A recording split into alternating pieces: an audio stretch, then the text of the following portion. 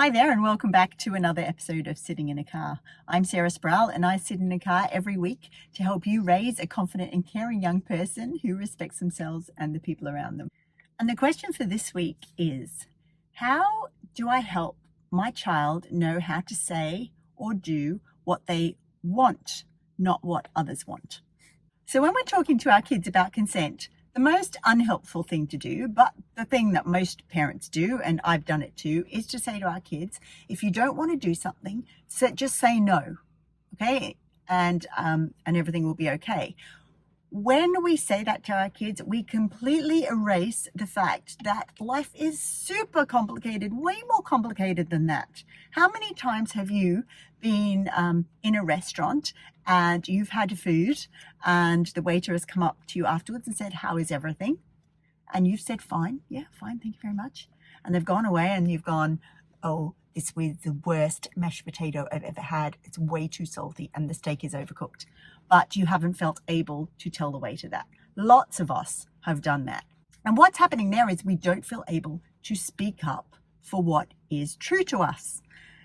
Sort of like a complaint. And the power dynamic is the same in other situations too. If our kid is being asked to do something in the school playground by someone very popular, for example, maybe they're good at sports or they're particularly smart and the classroom admires that sort of thing, then your child is going to be at a power imbalance and it's going to be much more difficult speaking their truth.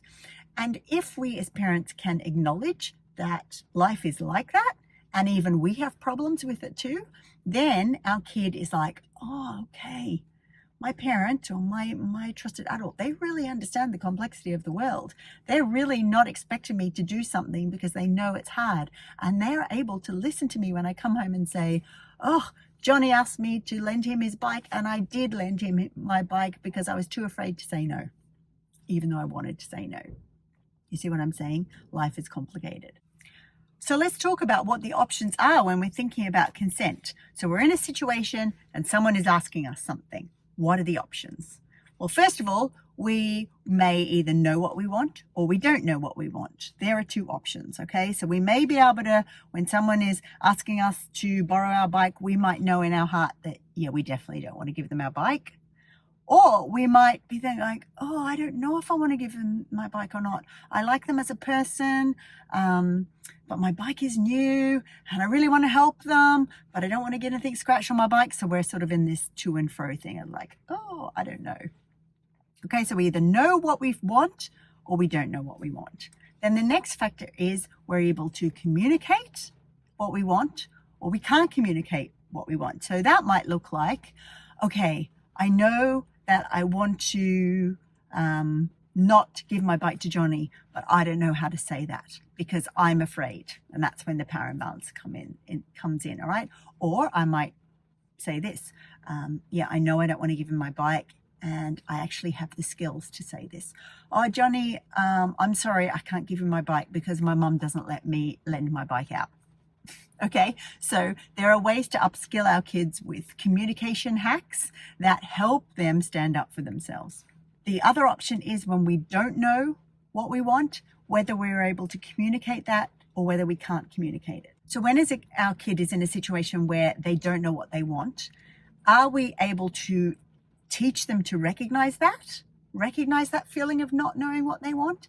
And then the next question becomes, how do they communicate the fact that they don't know? All right, so there's lots of different steps to this. And as I'm doing this, actually, as I'm doing the Sitting in the Car episode, I'm realizing that this could be a weekend workshop that I could run.